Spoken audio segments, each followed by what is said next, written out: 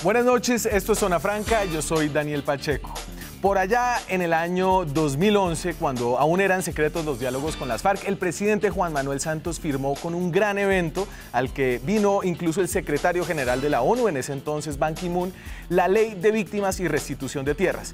Y este fue un gran paso, un paso enorme que daba el Estado colombiano en el reconocimiento del daño causado a los colombianos por muchos años de conflicto.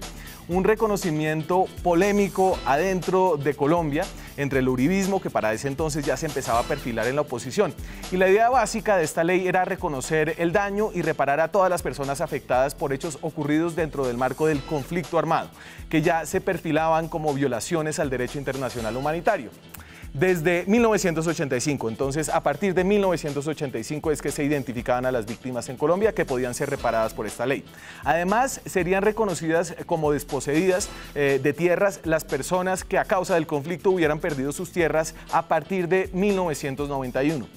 A la fecha, en el 2017, el Estado colombiano ha destinado, desde la expedición de esta ley de víctimas en el 2011, más de 7 billones de pesos, más de lo que recaudará el Estado este año por la reforma tributaria para atender y reparar a más de 8 millones de personas que están registradas como víctimas en el país.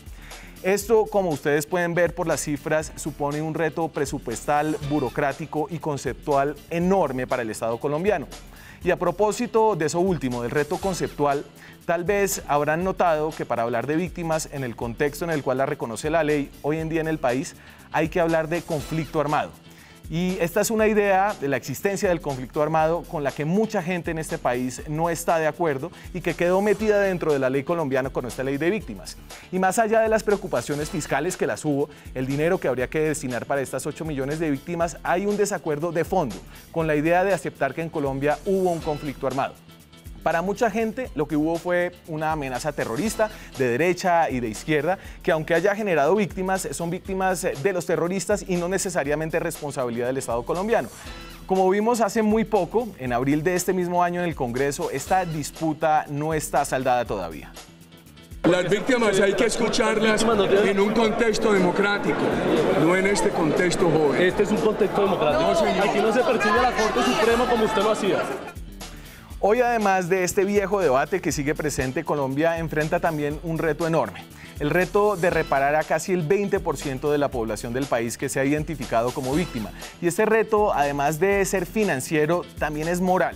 Y lo es tanto para el Estado como para las víctimas. Para el Estado porque debe cumplir con una promesa enorme. Para las víctimas porque deben decidir individual y colectivamente cómo asumir el papel de haber perdido cosas irreparables en casi todos los casos y al mismo tiempo el papel de poder aportar al futuro de Colombia, donde cada vez hay menos personas interesadas en mirar hacia el pasado. Aquí arranca Zona Franca.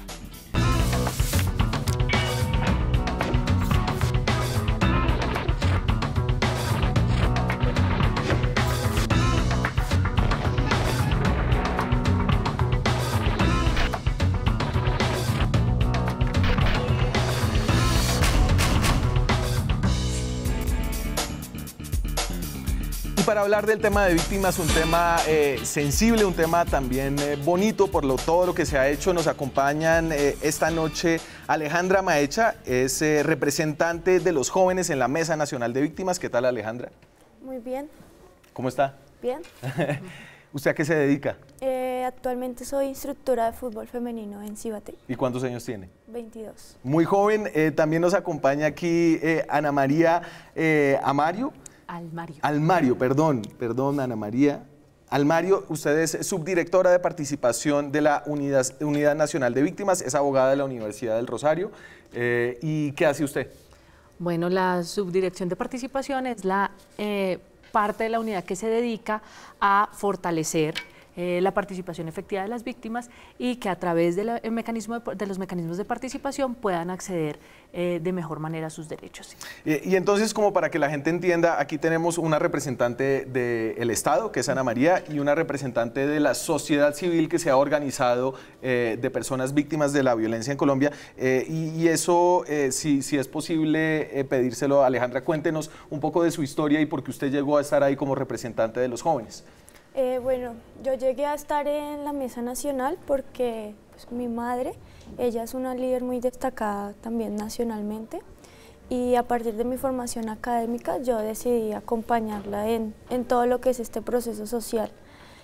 Recuerdo que en el 2011, cuando se expidió la ley de víctimas, el movimiento juvenil estaba pasando por un momento bastante activista con la ley 30, que nos perjudicaba pues considerablemente. Entonces desde ahí fue que me vinculé como a trabajar con mi mamá y pues a pararle bolas, que era lo que ella hacía. Ok. Y le seguí los pasos. Y además de ser representante de la Mesa Nacional de Víctimas, ¿qué hace cuando está de civil? Bueno, estudio también, tengo un grupo de niñas que practican fútbol, la cual las entreno también, me dedico a mi familia. Y rumbea. Claro. Bueno, en momentos también nos va a acompañar la representante del Partido Liberal, Clara Rojas, que ha sido una persona que ha trabajado mucho en el tema de víctimas. Por supuesto, ustedes saben que Clara Rojas fue víctima de secuestro por parte de la guerrilla de las FARC, pero yo quería volver antes de introducirla a ese día del año 2011 cuando Colombia tuvo su ley de víctimas, y esto fue lo que dijo el presidente Juan Manuel Santos después de ese duro debate para la aprobación de esta ley. Que al fin nos miramos y nos reconocemos sin caretas, sin eufemismos, sin falsas consolaciones, porque asumimos nuestra responsabilidad como sociedad, porque nos hemos propuesto que el sol de la prosperidad salga para todos, pero primero, antes que nada, salga para los más olvidados, para los más sufridos, para los inocentes que hasta hoy han cargado en soledad el peso de su dolor. 10 de junio del año 2011 y mientras el presidente hablaba, entró al estudio la representante Clara Rojas. ¿Qué tal, Clara? ¿Cómo está? Sí, no, mil gracias y mil gracias por este espacio. Acabamos de empezar, no se preocupe, ahí estábamos, y yo no sé si usted recuerda cómo fue un poco todo ese proceso de la aprobación de la ley de víctimas, que en retrospectiva resultó siendo un proceso muy importante para lo que pasó después con el proceso de paz con las FARC, pero que tuvo una cantidad de escollos legislativos para lograrse. Sí, pues realmente fue un momento muy interesante, digámoslo así. Yo estaba muy cerca en ese momento de la Fundación Víctimas Visibles, que habían sido como el motorcito detrás de los senadores que habían sido ponentes de este proyecto y que habían incluso tomado el modelo español de alguna manera para poderlo implementar a Colombia con ciertos ajustes. Y bueno, el mayor logro fue haberla sacado en su momento, porque usted recordará que en el gobierno anterior pues ni siquiera había conflicto y ni siquiera menos pensar en víctimas. Entonces, pues sí, realmente debo confesar que fue un punto muy importante. Y entonces, como hay una definición legal de víctimas, yo quiero que la miremos para ver lo que dice la letra de la ley, pero que también hablemos de la idea misma de víctimas, que no es una idea vieja, es una idea realmente reciente, y eso es bien raro. Entonces, esto es el artículo 3 de la ley de víctimas, y dice: se consideran víctimas para los efectos de esta ley aquellas personas que individual o colectivamente hayan sufrido un daño por hechos ocurridos a partir del 1 de enero del 85 como consecuencia de infracciones al derecho internacional humanitario o violaciones graves y manifiestas a normas internacionales de derechos humanos ocurridas con ocasión del conflicto armado interno. Pero no solamente estas personas, la ley de víctimas también, digamos que reconoce a personas que rodean a las víctimas, y estas también son víctimas el cónyuge, compañero o compañera permanente, parejas del mismo sexo y familiar en primer grado de consanguinidad, primero civil de la víctima directa, cuando a ésta se le hubiere dado muerte o estuviere desaparecida.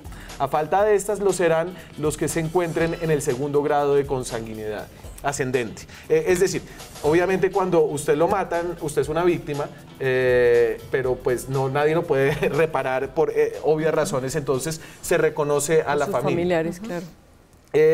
Hábleme un poquito, Ana María, de dónde sale ya más abstractamente el concepto de víctima, porque como yo decía, esto no es un concepto viejo, es decir, de la Primera Guerra Mundial no había víctimas en la Primera Guerra Mundial. Entiendo que tal vez a partir de la Segunda Guerra Mundial se empezó a hablar del concepto de víctima.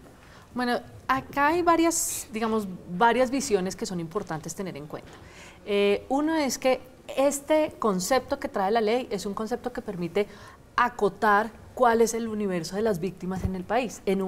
en un marco en donde reconoce que efectivamente ha habido graves infracciones al derecho internacional humanitario en diferentes escenarios. Lo que pretende la ley fundamentalmente es establecer cuál es el marco de efectivamente quiénes tienen la posibilidad de ser reconocidas por los procesos de indemnización o por los procesos que trae la ley de víctimas. Sin embargo, tenemos que tener presente que esto es un ejercicio de justicia transicional, es decir, reconoce que hay unos escenarios de graves violaciones al derecho internacional humanitario, pero que en esas graves violaciones hay unas personas que no tenían por qué sufrir estos daños y que estos daños además afectaron de manera significativa no solamente su vida, sino el desarrollo de sus actividades cotidianas y que además pues puso una carga injustificada en su vida y en su familia. Claro, pero y al poner como esa fecha arbitraria del 1 de enero del 85, hay muchas personas que se quedan por fuera que tal vez también se reconocen como víctimas. No, es que no es un ejercicio absolutamente arbitrario, es un ejercicio en donde hay un análisis que de hecho la misma Corte Constitucional hizo el ejercicio, en donde sí se analiza que hay un recrudecimiento significativo del conflicto armado y entendemos que por supuesto que hay personas que sufrieron graves daños antes de 1985, pero que el universo de las víctimas había que acotarlo de alguna manera y que en ese orden de ideas entonces necesitábamos recoger en el país un mecanismo o acotar un mecanismo que garantizara que efectivamente esas víctimas tuvieran acceso a una reparación integral. Y entonces, para que ustedes vuelvan a ver el reto enorme que se pone el Estado a sí mismo en el reconocimiento de todas estas personas que han sido víctimas de la violencia, este es el registro registro nacional de víctimas, el registro único de víctimas, y esto da como un panorama general de todas las personas que se han registrado para ser reconocidas como víctimas. Entonces, esta cuenta sigue rodando, ¿no? Esto es el pantallazo de hoy de la página de la unidad de víctimas, y entonces son 8.472.134 víctimas registradas. Y aquí me tienen que ayudar ustedes a entender cómo estas diferencias. Entonces, hay 8 millones de personas, 8.160.000 que son víctimas del conflicto armado y otras 300.000 que son víctimas de sentencias.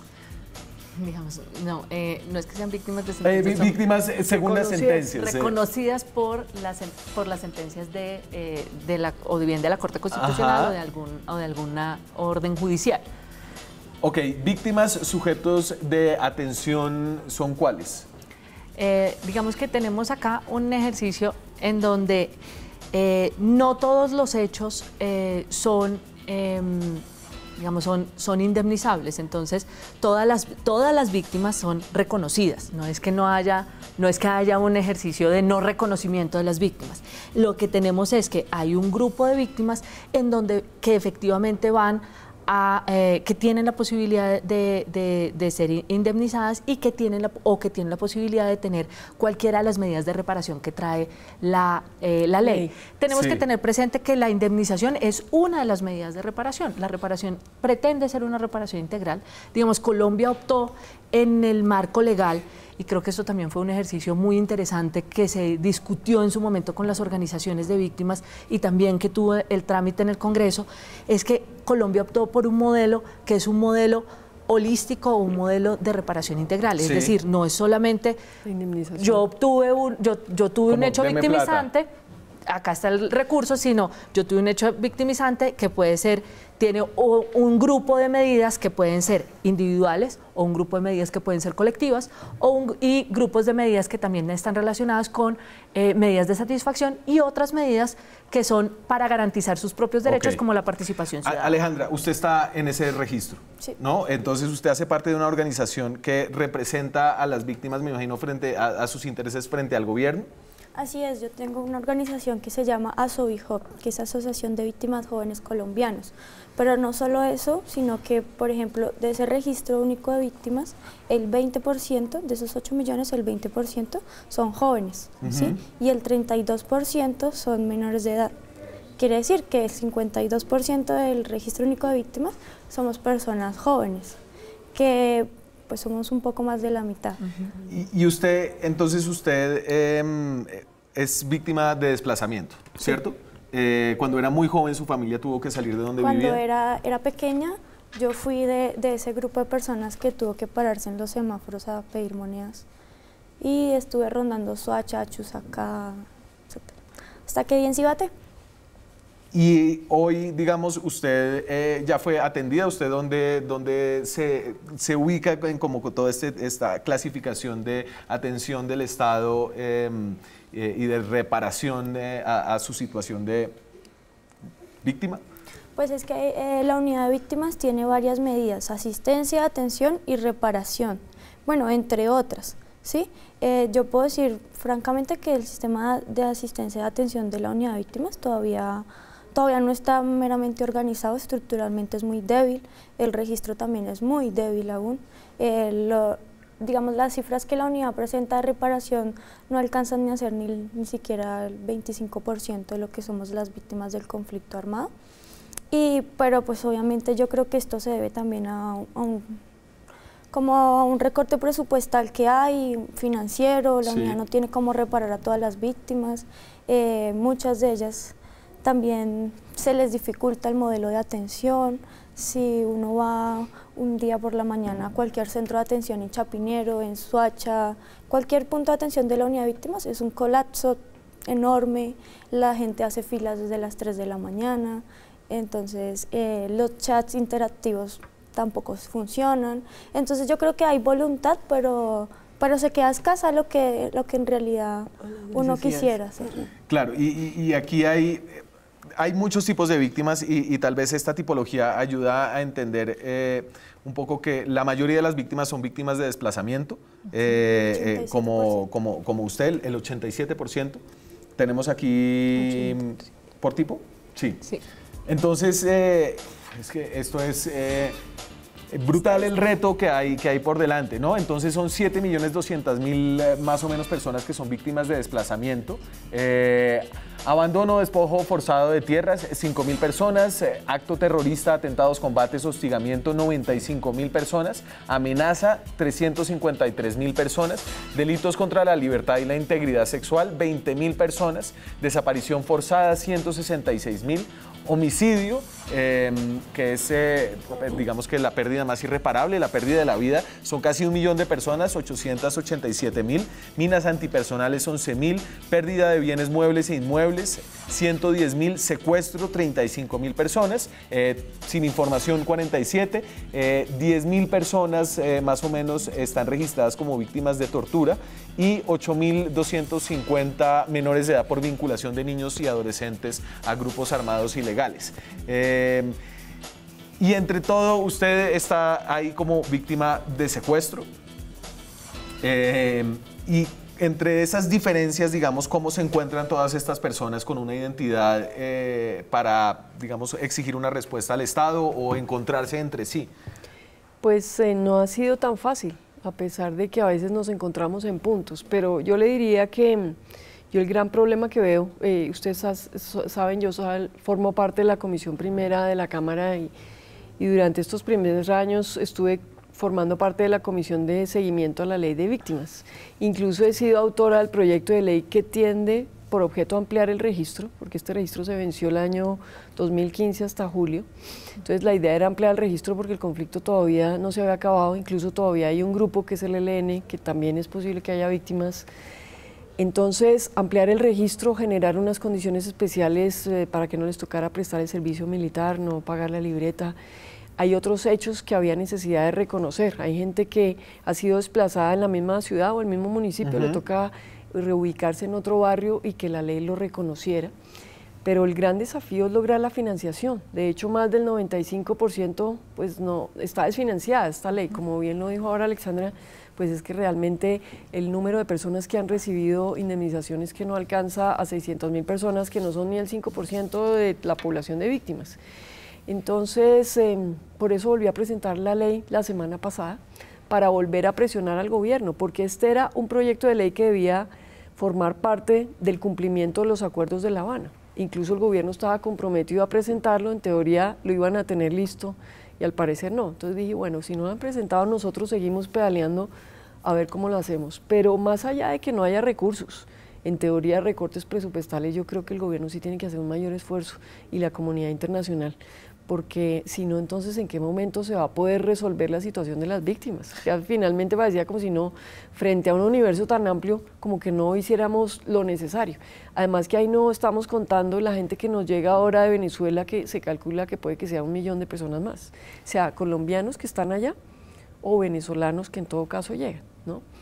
Entonces, ¿por qué hablo yo de ellos? Pues porque finalmente necesitan atención humanitaria, en fin, una serie de factores que hay que tener en cuenta. Pues yo realmente estoy muy preocupada porque creo que lo que hay que hacer es hacer una presión muy fuerte de todas las personas que somos víctimas para exigir un cronograma, una ruta. Nadie le dice que es que tenga que pagar mañana, no, pero sí generar las condiciones del entorno para que la gente pueda ir a un centro médico, para que tengan el acompañamiento psicosocial, claro, para que pueda entrar a un colegio, para que pueda ser atendido médicamente, porque si no, ¿de qué viven? Cuando uno habla con gente, nosotros hicimos salidas a territorio, por decirle algo, en Barranca o en Montes de María, es que no han recibido nada, ¿no? Algunos grupos, no todos, pero han recibido. Entonces, yo digo, ¿cómo pueden vivir si no tienen trabajo, no tienen salud, no tienen educación, no tienen...? ¿Sí? Y además de lo que esperan recibir del Estado, y yo estoy seguro que ustedes van a estar de acuerdo conmigo, las víctimas no son seres pasivos que solamente están estirando la mano, sino que son seres activos dentro de la sociedad. Hablamos de cómo las víctimas son proponentes y no solamente recipientes de subsidios del Estado después de comerciales. Seguimos en Zona Franca esta noche hablando sobre el enorme reto que tiene el Estado colombiano para reparar a más de 8 millones de víctimas que están registradas en el país como víctimas del conflicto armado. Antes de seguir en esta discusión, y ahora les voy a hacer unas preguntas un poco más incisivas, quería que viéramos la historia de Gloria Salamanca. Gloria es la madre de una persona que fue desaparecida, ya fue reparada y ahora trata de seguir adelante. Esta es su historia. Ella es la mamá del mono, un pelado juicioso, trabajador y amoroso, como atestiguan estas cartas, que doña Gloria guarda como el mayor de sus tesoros. Del 94, feliz día de la mami. Pero en el 2006 en Nariño, unos hombres de las FARC se lo llevaron. Ella nunca más lo volvió a ver. Su búsqueda la llevó hasta Sánchez en Nariño, en donde recibió la peor de las noticias. Venga, doñita, ¿usted a quién está buscando? Y yo le muestro la foto a él. Y me dice, ¿a él? Le pegaron un tiro y lo llevaron al río. Hasta ahí llegué yo, ¿no? Eso, la carne me brincaba a los ojos, yo sentí que se me salieron el corazón, que los del cerro eran los que le habían pegado el tiro al mono. Como era de esperarse, doña Gloria se fue para el cerro donde supuestamente estaban aquellos que le habían quitado la vida a su hijo. Y yo me fui como una loca y me metí a ese campamento, don Oscar, a esa casa. ¿Dónde va hasta no sé cuánta civil, no sé cuánta? Y me devolvieron, ¡pum!, nada, voy a parar, don Oscar. Cuando yo veo que el o sea, yo estoy así hablando con Olga, cuando le digo no vaya a voltear a mirar, pero ya encontré el que tiene el reloj del mono. En eso sale un chiquito un poquito más alto que yo, barbado, con un chal y con un carril. Y entonces él le dice, señor, mire que él tiene las cosas de mi hijo. Y el tipo le dice, hermano, yo no tengo nada que ver aquí. Esto no me pertenece a mí. Sin embargo, su sacrificio no conmovió corazones en la selva. Incluso, algún tiempo después, se vino a enterar de la identidad del chiquito barbado de Carriel, que la miró con indolencia y negó tener a su hijo. Y hoy en día saber que ese chiquito barbado es el señor que murió allá en esos combates, el señor Raúl Reyes. Sin embargo, el tiempo pasó. La esperanza aún sigue viva. No, todavía para mí no está muerto, don Oscar. Por eso me refiero a mi hijo, a mi mono, que esto, que lo otro. Con toda el agua que ha pasado debajo del puente, doña Gloria asumió su papel de víctima y sabe qué es lo que debe hacer. Ser más visible, don Oscar. Aunque ya somos visibles. Porque nosotros los desaparecidos, don Oscar, definitivamente nos pusieron un buen nombre, desaparecidos. Nosotros no salíamos en ningún lado. Y por supuesto, el nombre de víctima tampoco le cae en gracia. Cuando yo a todo el mundo le digo, yo soy víctima, estoy diciendo, téngame lástima, yo soy pobrecita y usted me va a tratar de esa manera. Doña Gloria fue indemnizada por la unidad de víctimas, en la que además trabaja como voluntaria, y con ese dinero compró una camilla terapéutica, de la que ahora vive. También hace teatro de la mano de otras víctimas y Alejandra Borrero, y saca pecho cuando dice que tiene la casa más bonita de la cuadra. Soy Gloria Salamanca, con un pasado terrible, con un aquí y ahora funesto, con un dolor aquí adentro, pero con un futuro prominente. Con un dolor aquí adentro, pero con un futuro, es la historia de Gloria Salamanca. Su hijo fue desaparecido, que es uno de los crímenes tal vez más horribles, porque usted nunca sabe qué fue lo que pasó realmente. Pero, a ver, yo lo que quiero rescatar de esta historia es la mirada que ella da hacia el futuro. Es decir, ella ya fue reparada o recibió una indemnización. Entonces yo les preguntaba, ¿las víctimas dejan de ser víctimas en algún momento? Esta es una situación que se debe superar, es como una situación que debe buscar superarse. Bueno, la lógica del ejercicio de la ley de víctimas es cómo superar la vulnerabilidad, cómo entendemos que esto es puede ser que la persona nunca olvide lo que aconteció. Lo importante es cómo con algún apoyo logra pasar esa faceta y buscar unas nuevas maneras de asumir su vida, de poder reconstruir su vida en algún momento, de poder reorganizar acciones, y uno sí logra ver, y yo entiendo que haya muchas dificultades en torno a la aplicación de la ley, pero la ley en sí misma es una ganancia. Lograr ver personas como Alejandra, como la señora que tenemos acá, que a través del ejercicio del liderazgo, de las posibilidades que no son exclusivamente las posibilidades monetarias, sino, por ejemplo, la participación, la posibilidad de hacer arte, de hacer memoria, de hacer temas que son fundamentales para rehacer su vida, pues uno encuentra que sí, efectivamente, en la ley y en el ejercicio de volver a ser sobreviviente de ese hecho, pues uno encuentra que hay no solamente una resiliencia, sino también un paso muy grande hacia la transformación social. Y usted, Alejandra, ahorita obviamente me dejaba totalmente desarmado cuando me dice yo era una de las personas que estaba pidiendo plata en los semáforos cuando llegué desplazada, y ahora la veo, me imagino que llegó de 7 años o algo así a Bogotá, y ahora la veo empoderada con una profesión, buscando hacer un posgrado, y entonces me pregunto, bueno, pero usted ¿qué es lo que quiere del Estado en este momento? Y entonces necesito que me diga, yo lo que no quiero no es una cuestión de plata, ¿cierto? ¿Es una cuestión de qué? Yo creo que es un reconocimiento de todos nuestros derechos, porque pues en ese momento cuando yo tenía 7, 8 años, pues yo no eran mis padres quienes se tuvieron que esforzar muchísimo para sacar a mi hermana y a mí adelante. Eso, pues, para mí mis héroes son mis padres y mi familia. Pero yo considero que el Estado tiene que brindarnos una confianza porque o sea, ni las víctimas ni cualquier ciudadano del común confía en el Estado. Y es precisamente porque hasta el Estado es victimario, ¿sí? Entonces yo simplemente digo, como mis padres tuvieron una serie de dolores que tal vez nos ocultaban a nosotros como sus hijos, pero que hoy en día que ya somos grandes, que ya somos ciudadanos activos, pues yo vine a conocer una historia que no conocía de mi madre y entiendo ese dolor, y por supuesto lo que yo le pido al Estado es que o sea, que si de verdad somos el centro de unos acuerdos de paz que se lograron, que por supuesto hay que aplaudirlos, pues tiene que meterle la ficha, pero las víctimas no podemos ser solo el discurso de un Estado que nos ha tenido abandonados. Sí, que la ley 1448 es un avance, totalmente. Eso yo no lo voy a negar, es un avance porque es un papel, una constancia que uno le puede mostrar a un personero, a un alcalde, a un secretario de gobierno, mire, si no reconocen, si existimos, y si usted no hace algo, pues no sé si hoy o mañana, pero en algún momento le caerá el peso de la ley, ¿sí? Cosa que no ha pasado, ¿no? En este momento no hay ningún alcalde preso, hasta ahorita el procurador anuncia que lo están investigando, pero no hay ninguno preso por haber incumplido esa ley. Entonces yo digo, no hay confianza. Y la paz yo la traduzco en eso, es la confianza en que tenemos el pueblo en el Estado. Y yo simplemente pido eso. Y Clara, en su caso, digamos, usted es una persona que asumió su papel de víctima con un activismo político evidente en la representatividad que ejerce en la Cámara de Representantes, y desde allá me imagino que usted siente que está trabajando es para otras personas que están en una situación más difícil que la que usted ya pudo superar. Así es. Pues realmente yo quiero decirle que yo no esperaba mucho, yo un poco pienso como Alejandra, si uno se queda esperando, pues se queda ahí. Entonces es la misma necesidad de salir adelante, y yo creo que es el gran común denominador de las víctimas. Yo por eso cada vez que las conozco las quiero y las admiro más, ¿sí? porque me parece una fortaleza, no solo es en mi situación, sino en general, en los sitios y con la gente que yo me he encontrado. La gente no está esperando a que le saquen cualquier cosa, no.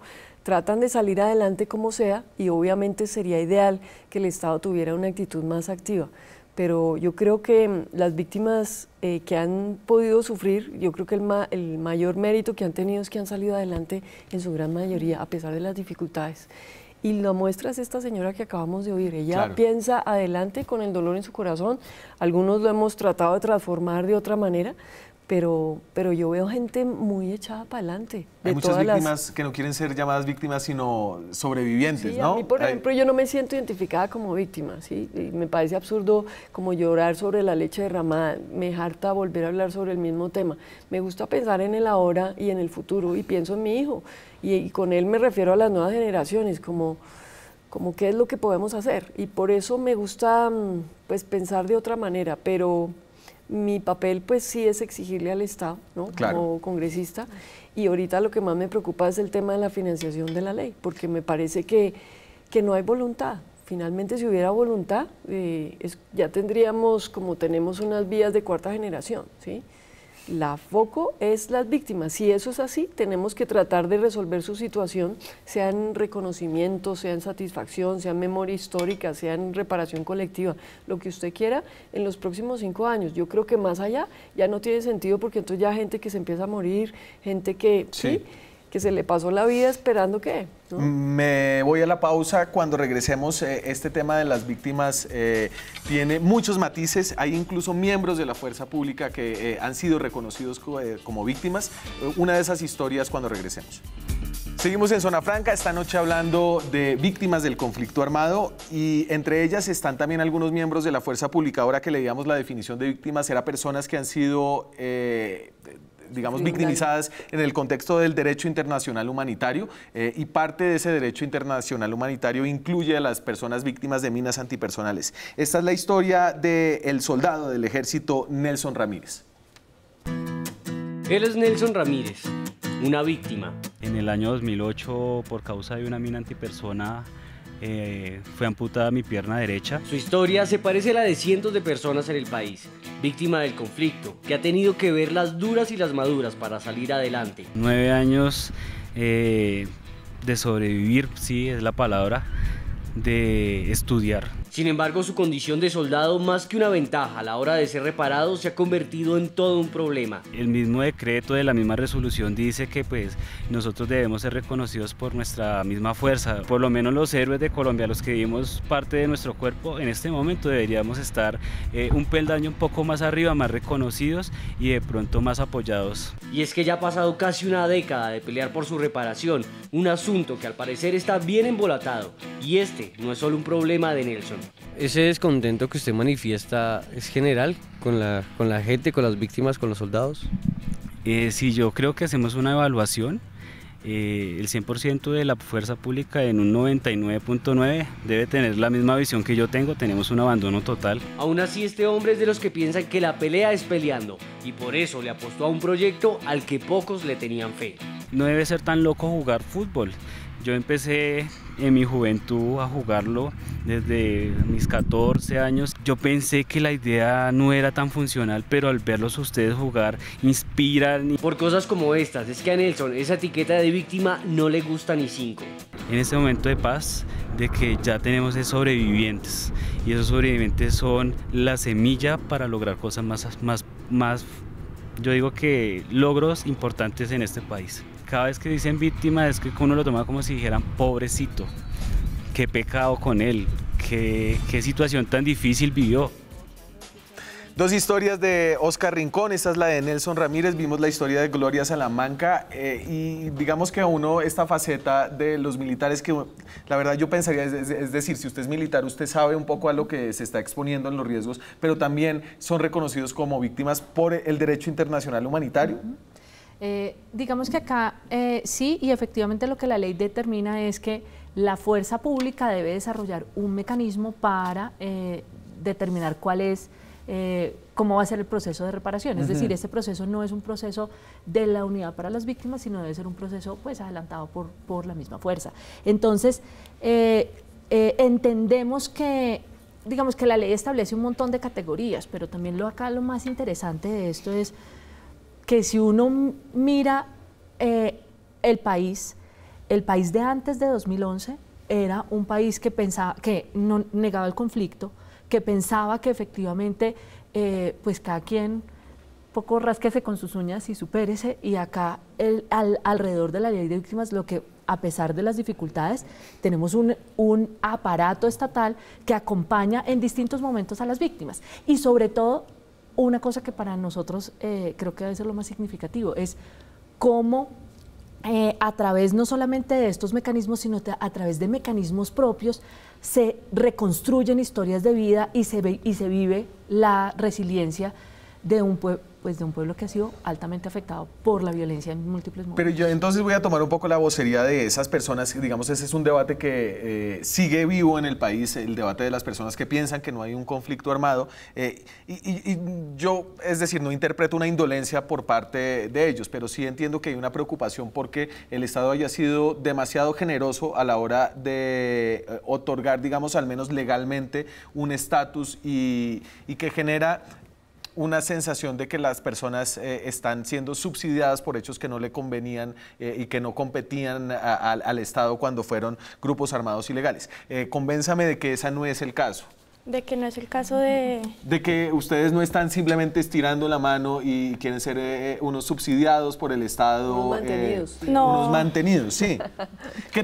Y no quiero caricaturizar la postura de quienes niegan el conflicto, pero creo que hay una preocupación de que eso está sucediendo.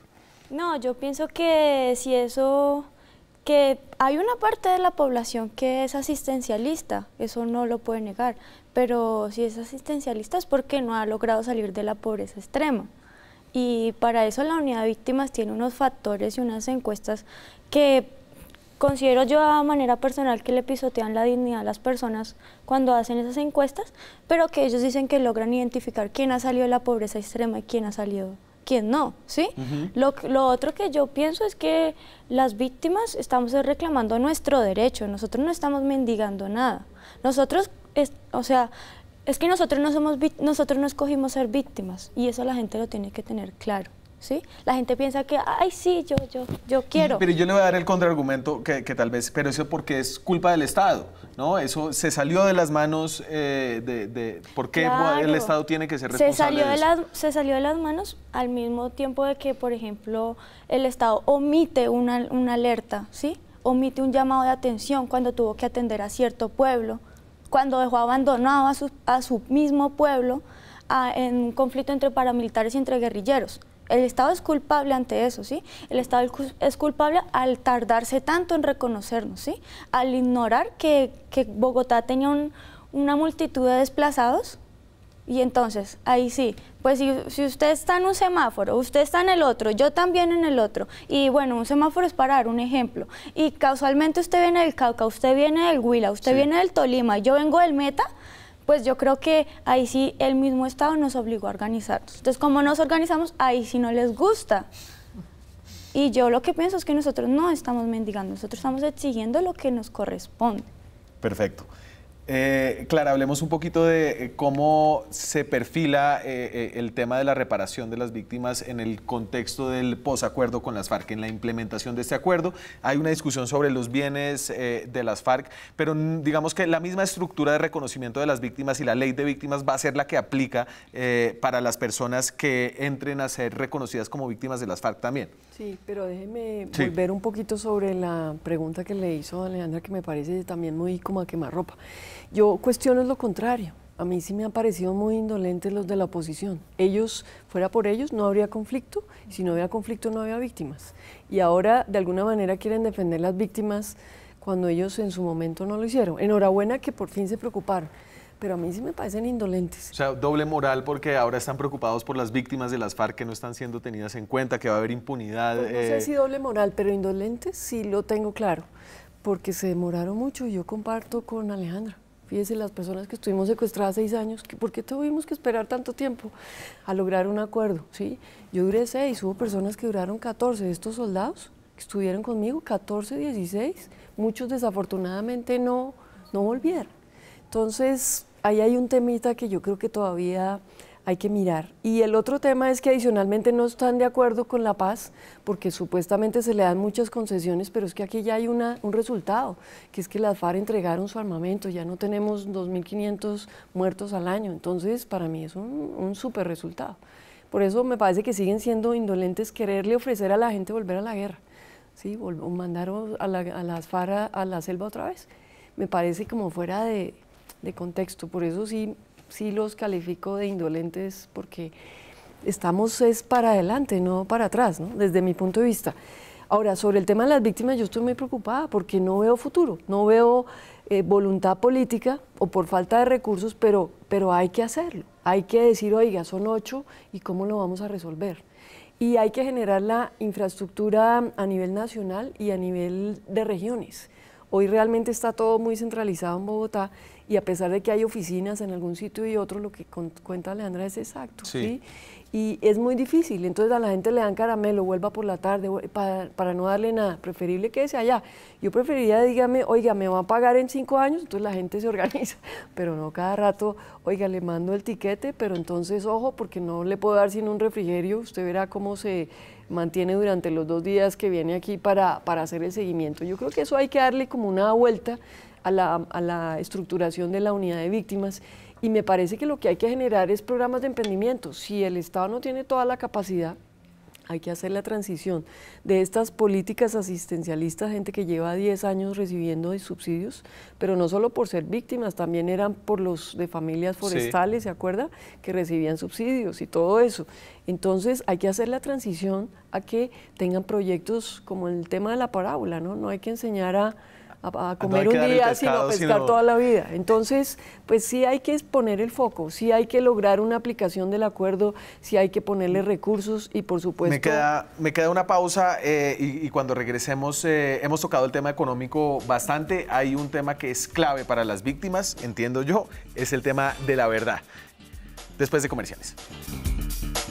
Esta noche en Zona Franca, hablando de sobrevivientes del conflicto armado, así es como muchas de las personas que se registraron en la Unidad Nacional de Víctimas quieren ser llamadas no solo víctimas, y creo que sobrevivientes es una categoría que da más agencia que el de víctima, tal vez después se quieran cambiar, pero bueno, en fin, hablemos del tema de la verdad. Hemos hablado de los retos que tiene el Estado para asegurar la reparación económica de las víctimas. En el tema de la verdad, ¿usted cree, Ana María, que ya se ha hecho suficiente, que viene mucho más con el proceso con las FARC? ¿Qué es lo que quieren las víctimas en este tema? Bueno, hay varias cosas acá que son fundamentales. Una es los mecanismos que crea la Justicia Especial para la Paz, y ahí es fundamental, y eso es un ejercicio que venimos trabajando con la Mesa Nacional de Víctimas y con las organizaciones defensoras de derechos humanos, cómo garantizar la participación efectiva de las víctimas en esos escenarios. Comisión de la Verdad, Comisión de Búsqueda de Personas Desaparecidas, la misma Justicia Especial para la Paz, cómo los ejercicios de documentación de los casos de personas que fueron víctimas de las FARC o cualquier escenario del conflicto logran, a través de mecanismos participativos, no solamente transformar su existencia, sino también acceder a la justicia, pero que también sea significativo para las víctimas participar ahí, porque el ejercicio de entender la verdad también es un ejercicio que les sirva a las víctimas para resignificarse, para lograr entender, pero también para superar el escenario del conflicto. Entonces entendemos que estos nuevos mecanismos que trae el acuerdo de paz son mecanismos que nos van a servir de manera significativa a la restitución de los derechos de las víctimas, pero sobre todo a lograr entender qué fue lo que pasó y por qué llegamos a una situación de catástrofe humanitaria tan compleja como la que llevó el país. Y Alejandra, ¿a usted le parece que todavía falta saber mucho más de lo que pasó? Sí, lo que yo pienso es que, por ejemplo, en mi caso, yo la verdad la creo de mi mamá y de mi papá. Pero, por ejemplo, lo que menciona Ana María, sí es muy cierto, la Jurisdicción Especial para la Paz, digamos, los tribunales que van a ver. Pongo un ejemplo. Si, digamos, tú eres de las FARC, ¿sí? Sí. Y entonces tú dices, no, yo no maté, yo no violé, yo no fui, yo no asesiné. ¿Su familia fue desplazada por las FARC? Bueno, estoy citando un ejemplo para que puedas entender lo que todavía no ha quedado claro en la Jurisdicción Especial para la Paz. Sí, dicen, no, yo no conozco a Alejandra, yo no le hice nada, yo no la amenacé, yo, etcétera, ¿sí? pero precisamente porque no ha contemplado el papel que las víctimas vamos a tener en eso. Pero si me ponen a mí al frente tuyo, ¿sí? Y a ver si tú vas a decir la verdad o no vas a decir la verdad, ¿sí? O si tú dices una cosa y cómo el Estado o cómo el tribunal va a tener en cuenta mi versión. O sea, tú puedes tener la tuya y yo puedo tener la mía, ¿sí? Entonces hay que ver cuál favorabilidad va a tener. Entonces creo que eso todavía no está claro en la Jurisdicción Especial para la Paz y pues sinceramente en eso nos hemos concentrado en la Mesa Nacional, como en darle el empujoncito, bueno, pues una cosa es decir la verdad sin la víctima al frente y otra cosa es teniéndola ahí enfrente a ver si no... Clara, las víctimas siempre quieren toda la verdad, no hay aspectos de lo que sucedió que merecen olvido y merecen un derecho al olvido. Es posible, pero yo pienso que hay que analizar caso con caso, porque cada persona es un universo. Entonces sería un irrespeto uno aquí generar una fórmula para todos los casos, ¿no? Hay que respetarlo. En mi caso hay cosas que quisiera olvidar, francamente, pero otras personas no. Quieren saber hasta el último grado, sobre todo cuando le han matado a un ser querido, qué pasó, por qué pasó, ¿sí? En mi caso, pues es que fui sobreviviente. Entonces hay cosas que uno pasa de lado porque ya está vivo, está en otro punto. Pero cada caso debe dársele a la persona, es como el médico, ¿no? Que atiende a un enfermo, pues no puede pensar en la generalidad, sino atender el infarto de la persona que tiene enfrente. Entonces, pues esa es la sutileza y la delicadeza que hay que tener en el caso de las víctimas. Y yo creo que la memoria la construimos entre todos, ¿no? Entonces sí hay que exigir verdad de parte de ellos. Y bueno, ojalá que el país también le dé grandes espacios, no solo dentro de la Justicia Especial para la Paz, sino en todos los escenarios a las víctimas o sobrevivientes para poder dar nuestro testimonio. La Comisión de la Verdad podría ser un escenario muy interesante, ¿no? Donde no hay una verdad judicial, sino una verdad de memoria histórica, hay la participación. Es decir, yo no sé si Colombia necesita un poco más de drama. Es que nosotros no creemos que la memoria sea drama, pero es que no podemos pensarnos en un Estado que no recuerda para que sigamos repitiendo lo mismo. Este es un Estado que necesita reflexionar sobre lo que ha hecho. Este es un país, una sociedad que necesita reflexionar sobre qué ha pasado para poder reconciliarnos, para poder salir adelante, para poder pasar la página, pero pasar la página no es olvidarla, pasar la página es entender que eso ocurrió y que necesitamos mecanismos para superar eso. A mí se me acabó el programa, pero yo les prometo que volvemos a hablar de los sobrevivientes del conflicto armado en Colombia. Creo que este es un tema duro y este es un tema al que hay que ponerle la cara y definitivamente que no se puede olvidar. Entonces les agradezco por haber estado acá, por haber contado sus historias y por haber hablado de cosas que son dolorosas. Gracias. Muchas gracias a ustedes. Nos vemos la próxima semana con más periodismo, con más debate, con más opinión. Chao.